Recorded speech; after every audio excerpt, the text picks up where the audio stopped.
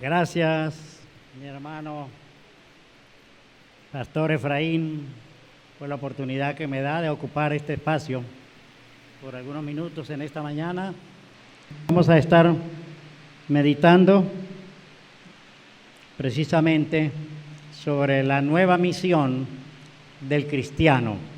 La nueva misión del cristiano, o la misión del cristiano. Permítame decir algo acerca de la palabra cristiano, que siempre utilizamos. ¿Qué es lo que tengo en la mente cuando menciona cristiano? Tengo en mente a quien ha nacido de nuevo en Cristo, mediante el Espíritu Santo. Esa persona que ha hecho esa decisión de unirse a Cristo por la fe, y que el Espíritu Santo ha producido el milagro de la nueva criatura. Hemos nacido de nuevo. No me refiero con cristiano a quien ha nacido en el cristianismo, o en una nación llamada cristiana, o a hijos de cristianos, etcétera, etcétera. No, a quien ha nacido de nuevo en Cristo Jesús, por el Espíritu Santo que ha obrado ese nacimiento. En otras palabras, hemos nacido dos veces. Los cristianos, de acuerdo a la palabra, hemos nacido dos veces. Nacimiento biológico, nacimiento espiritual.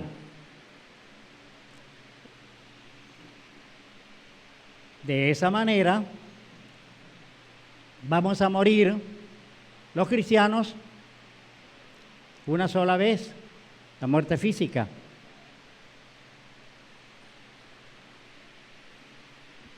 Y si nacemos, si partimos de esta tierra con solo un nacimiento, el nacimiento biológico, ¿cuántas veces moriremos? Dos veces entonces. ¿Ve la importancia que tiene de ser cristiano a la luz de la palabra de Dios? A lo que dice y enseña la palabra. Permítame decir rapidito acerca de la misión del cristiano. La misión del cristiano, de acuerdo a la gran comisión que aparece en la Biblia, Mateo 28 y otros lugares de los otros evangelios también. La más conocida es la de Mateo capítulo 28. Entonces, la gran comisión es la misión del cristiano, para decirlo en pocas palabras. La gran comisión, que todos sabemos, que todos leemos, que predicamos, etcétera, es la misión del cristiano. ¿De cuál cristiano? Del que ha nacido dos veces. Del que ha nacido espiritualmente en Cristo Jesús. Algunas cositas de la gran comisión, antes de entrar un poco más en profundidad acerca de la misión específica del cristiano. En Mateo capítulo 28. Ahí encontramos el mandato con creo que es el mandato más corto. Id. Y luego los conceptos, lo que se nos manda a hacer. Id. Id es la partícula final de la palabra venid. Y en la palabra venid, que encontramos muchas veces, tanto en el Antiguo como en el Nuevo Testamento, están los dos llamamientos, o los dos mandatos. venid, venid, ven a Cristo. Primeramente debemos venir a Cristo para luego ir. Es lo que nos enseña. Por ejemplo, estoy pensando en la palabra venid. Estoy pensando en Isaías, el profeta Isaías, capítulo 1, versículo 18, si la memoria no me traiciona. Venid, dice el profeta, al pueblo, a la gente, venid y estemos a cuenta, arreglemos el asunto. Pongámonos de acuerdo, venid y estemos a cuenta. Y luego sigue, si vuestros pecados fueren como la grana, como la nieve, serán emblanquecidos. Y así enseña algunas otras cuestiones. Ven a Cristo, porque se refiere a lo que sucedería tiempo después en la cruz del Calvario, porque solo la sangre de Jesucristo nos limpia de todo pecado, no de unos, pecados pasados, presentes, futuros. La sangre de Cristo, por supuesto, si los confesamos. Si confesamos nuestros pecados, Él es fiel y justo para perdonar nuestros pecados y limpiarnos de toda maldad. Ojo con esta frase que voy a decir. La sangre de Cristo no limpia excusas. ¿Me oyó? La sangre de Cristo no limpia excusas. Solo pecados confesados a Él. A Él. No que justifico el pecado por esto, porque tal cosa, o que fue obligado, en fin, porque me pareció muy interesante, placentero, etcétera, etcétera, porque, y en fin, tantas excusas que se presentan. Solo pecados confesados.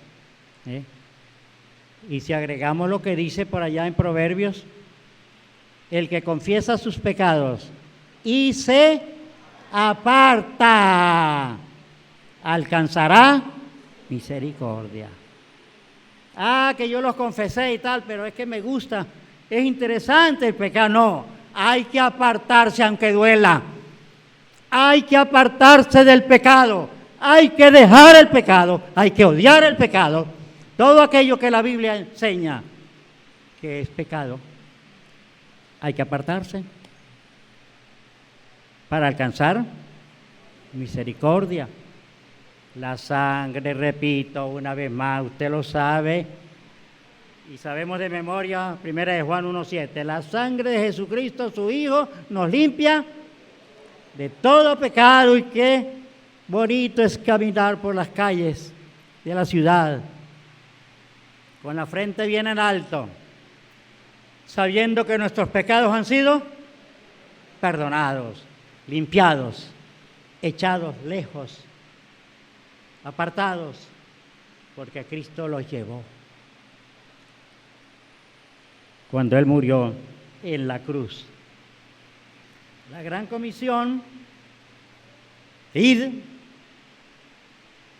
enseña, id y hacer discípulos, lo sabemos de memoria, ¿verdad? A todas las naciones. Pero todos no podemos ir a todas las naciones. Todos no podemos ser misioneros a todas las naciones. Todos no son enviados como predicadores a todas las naciones. ¿Qué hacer?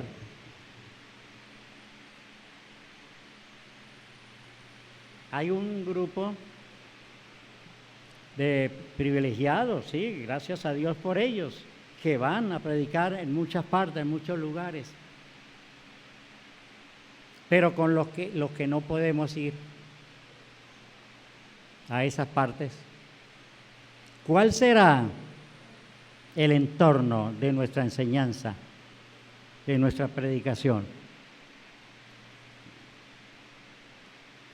El Señor en Mateo capítulo 5, versículo 13 al 16,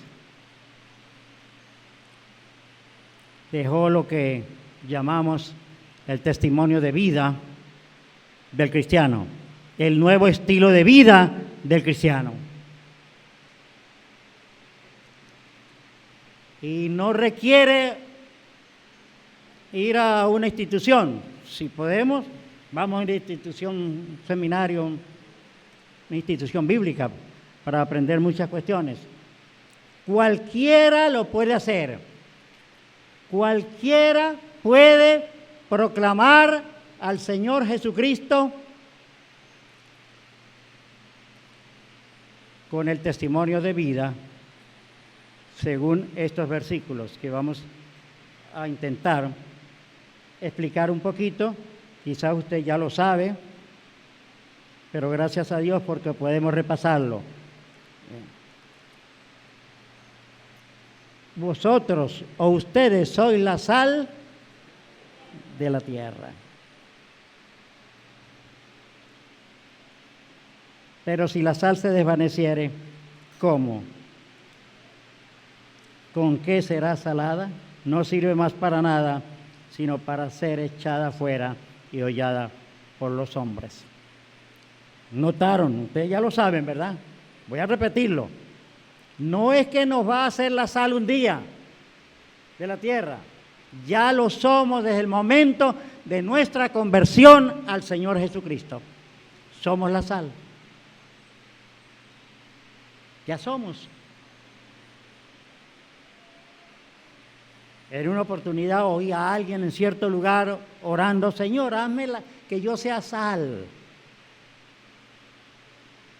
Erró, oración equivocada. Igual como pedir: hazme que yo sea luz. En el siguiente versículo dice que somos la luz. Somos. Ya Él nos ha capacitado desde la conversión para proclamar el Evangelio. De esa manera. Se enseña muchas veces la sal, y está bien, es para dar gusto, para conservar, etcétera.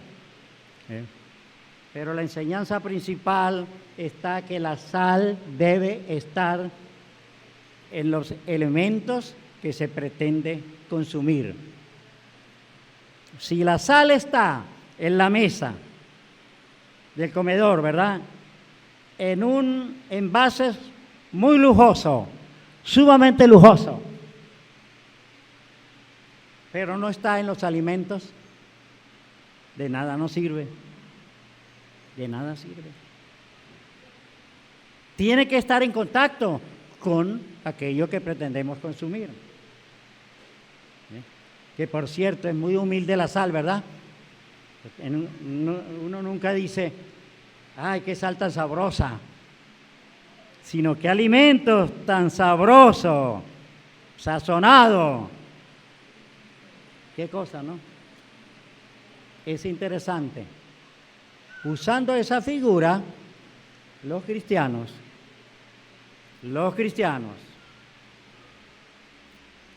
que estamos cerca de personas que no conocen al Señor. ¿Quiénes son? Los que trabajan, por ejemplo, con personas que no son creyentes. Esa persona no creyente tiene la oportunidad de ver, no solamente de oír, sino de ver al Señor por su testimonio de vida, su testimonio, su honestidad, su transparencia, su puntualidad, su generosidad, su vocabulario, diferente a los amigos con quienes trabaja. Esa es una herramienta sumamente eficaz si el buen testimonio o el testimonio de vida lo ponemos en las manos de Dios.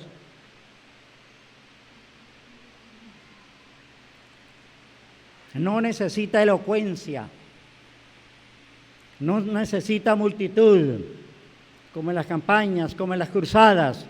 No necesita grupos grandes para proclamar. Ahí está. Cualquiera lo puede hacer. Estoy pensando, la ilustración ayuda un poquito a entender más lo que estamos hablando. En cierta iglesia, yo fui por 10 años estuve pasando por iglesias, predicando el Evangelio, y conocí cosas interesantes. El pastor me presentó una hermana que cuando ella se graduó de enfermera, la capacitó para que luego en su trabajo pudiera funcionar como sal, como luz, porque ella no podía hablar bien, no era elocuente, no tenía muchas palabras, era muy corto su vocabulario. ¿Qué voy a hacer? Si acabo de oír que todos debemos ser testigos en todas las naciones, si todos debemos ir a las naciones, si todos debemos proclamar el Evangelio, yo no puedo. Entonces la preparó para que lo proclamara a través de su testimonio de vida. Y qué interesante. No discutas con las personas con las cuales vas a trabajar. No les regañes, no las reprendas por aquellas cosas que van a hacer que no te van a gustar. Entre paréntesis, aquí entre nosotros, no me vayan a divulgar esto, pero muchas veces en los hospitales se llevan las cuestiones, las personas, las enfermeras, etcétera, etcétera. Ella comenzó a ver eso. Se llevaban. A los pocos días comenzaron a notar, bueno, pero ¿por qué tú no te llevas las cosas con esta crisis que hay tan tremenda? De algodón, alcohol, cosas pequeñas que se pueden meter en las carteras. Pero cuando le preguntaba el por qué, porque soy hija de Dios. Y la Biblia dice, o me dice, no robarás. No robarás. Pero ella no criticaba a los que lo hacían, sino manifestó lo que dice la Biblia y por su vida evidenció lo que decía de la Biblia, de la palabra precisamente. No lo hacía. No lo hacía. Y así pasó el tiempo. Comenzaron a hacerle la vida imposible. ¿Qué cosa, no?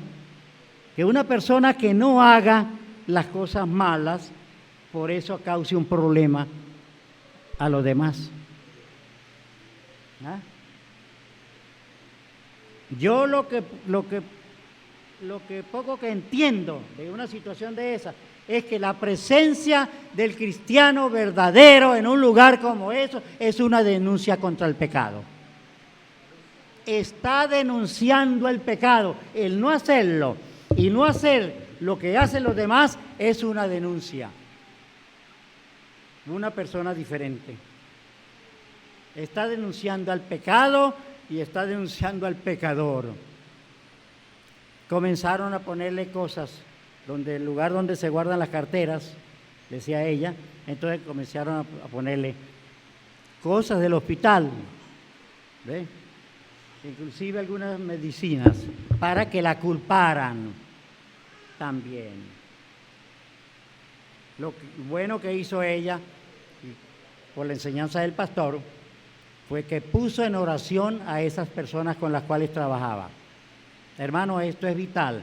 Queremos que Dios use nuestro testimonio de vida, tenemos que orar y pedir apoyo en oración. Esos nombres de esas personas fueron colocados en algunos hermanos de la iglesia y permanentemente oraba. Y de vez en cuando le preguntaban, ¿cómo va todo? Porque el propósito del trabajo de ella era alcanzar personas por su testimonio de vida, porque ella no podía proclamarlo verbalmente. Bueno, la cosa va así, más o menos, ya la cosa va un poquito más liviana, en fin. Pero la perseguían. ¿Qué dice una de las bienaventuranzas? Ella entró en la bienaventuranza que dice, bienaventurados los que padecen persecución por causa de ¿qué? De la justicia. Por causa de ser justo, va a padecer persecución. Por causa de ser justo ante aquellas personas, va a sufrir persecución. ¿Sí? Bienaventurados, felices, muy felices, de todas maneras. Interesante, ¿verdad? Que una persona, a través de su testimonio de vida, esté creando ese problema y hablando a las otras personas. Un día, después de varios meses, una de las enfermeras le preguntó, yo quiero saber por qué tú te ves bien, te ves feliz, no criticas, no murmuras, en fin, contra las autoridades del hospital, etcétera, etcétera, no te llevas nada para la casa. ¿A qué se debe? Ay, ahí viene el testimonio verbal. El testimonio de vida debe ir acompañado ahora del testimonio verbal. Es la sal funcionando, haciendo su efecto, porque la palabra de Dios dice, ustedes son la sal de la tierra, pero ¿de cuál tierra? De la que está ahí alrededor. Yo no soy sal de la India, de la China, de otros, yo soy sal de los que están cerca de mí trabajando. Y así mismo la luz. Pero debe funcionar. Entonces le dijo a qué se debía y confesó a Cristo, al Señor, como Salvador. ¿Quiere que alguien le explique mejor esto? Sí, por supuesto, porque estamos conmovidas, las dos enfermeras amigas. El pastor visitó esas dos enfermeras, hizo un estudio bíblico en la casa de una de ellas. Las dos que la perseguían se convirtieron al Señor y eran funcionarias incluso de esa iglesia. Y cuando pasaron adelante diciendo, nosotros somos la que a esta hermana le hicimos la vida imposible cuando llegó al hospital, porque nosotros pensamos, bueno, esta se cree muy santa, ¿ven? Denuncia del pecado. Eso lo puede hacer cualquiera, con los amigos. ¿Qué deben hacer? Precisamente ellas no asistían a la iglesia, no leían la Biblia en ninguna parte, nunca la habían leído. Ellos, amigos que trabajan con los cristianos, deben leer la Biblia en nosotros, en el testimonio de vida. Y cuando venga la pregunta, Dios va a darnos las palabras para decir lo que se debe decir. Así, y se está proclamando el Evangelio de Jesucristo a través del testimonio. Es una herramienta que Dios nos dio, hermanos. Debemos comenzar a hacer lo que aparece en esta hoja que nos dieron el domingo pasado. Con los amigos, estoy hablando con los amigos de trabajo.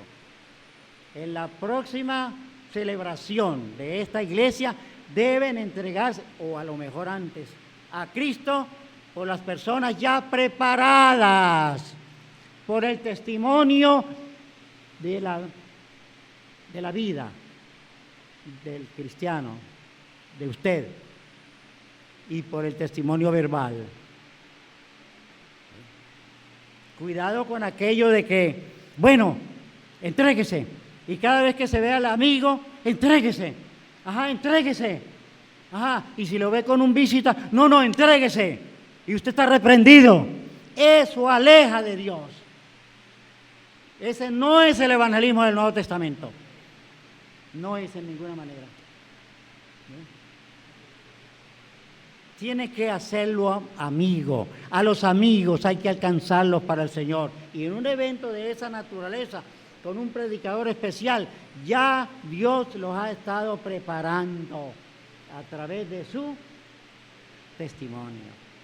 Pero qué interesante, hermanos, debe ser cuando estemos sentados aquí como ahora y miramos para allá. Allá está mi amigo fulano, amigo del trabajo. ¡Ay, qué felicidad! Conocí a Cristo por mi testimonio. Y así sucesivamente. Porque generalmente los cristianos somos ganados por otras personas, por predicadores, y está bien. De otra manera, ¿y nosotros qué hacemos con nuestros amigos? Ellos están ahí trabajando con nosotros para ser alcanzados para el reino de Dios a través de nuestro testimonio de vida. ¿Y qué de la luz? Ustedes son la luz del mundo. Ustedes deben brillar. ¿Dónde se pone la lámpara? ¿Dónde se pone la luz? Debajo de la almohada, hablando del dormitorio.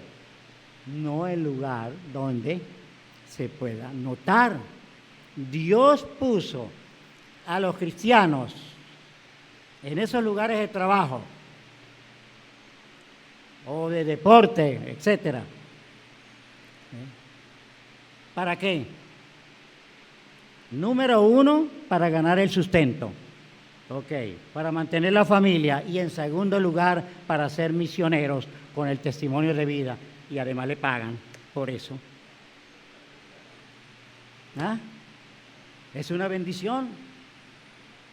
Todos los días, la hermana que les conté, todos los días, el pastor se le enseñó, todos los días que salía para su trabajo, para el hospital del pueblo, donde consiguió trabajo, ella oraba: Señor, Padre Celestial, te pido que hoy ayúdame a que mi testimonio sea auténtico, sea verdadero, sea tuyo, que alguien lo vea, que alguien le llame la atención.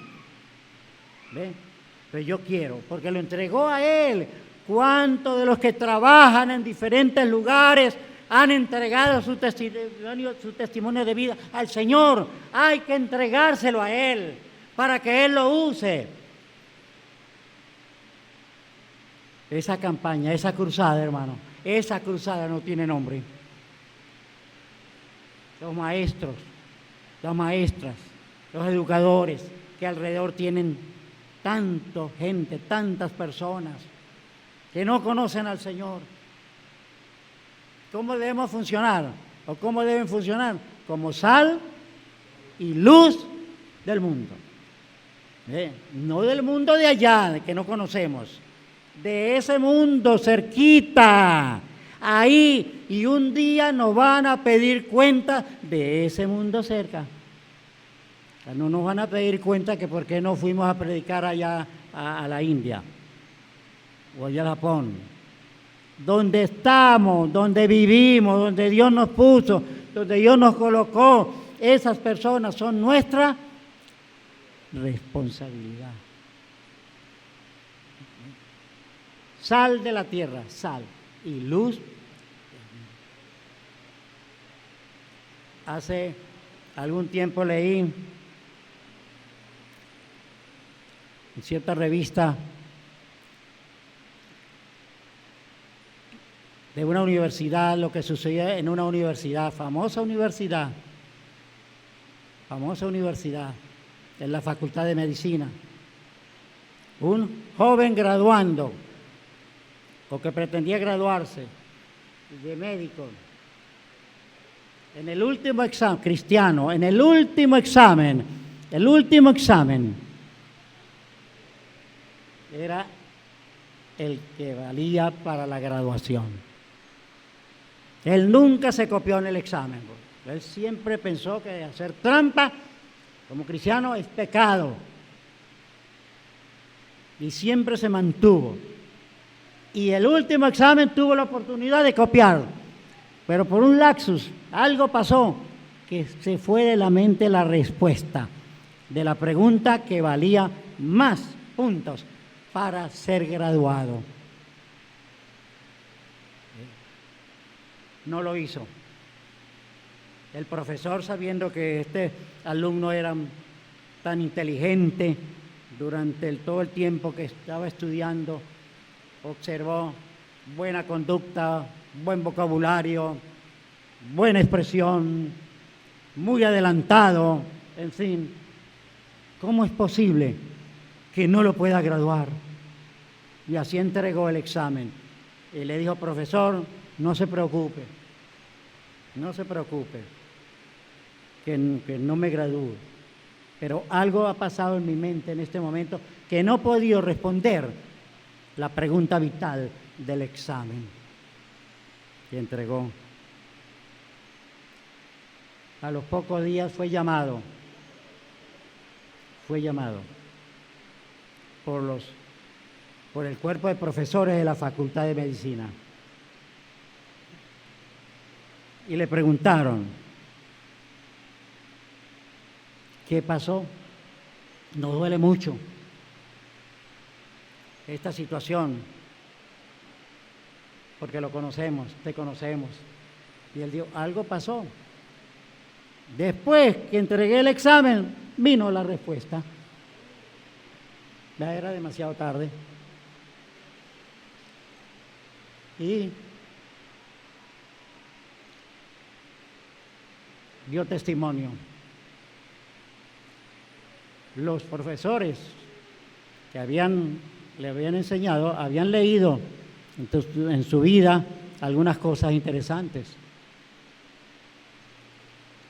Y cuando se paró y dio testimonio que él quería honrar al Señor Jesucristo durante toda su vida y habló de la palabra, algunos profesores de la Facultad de Medicina inclinaron la cabeza y en algunos de ellos habían lágrimas en sus ojos.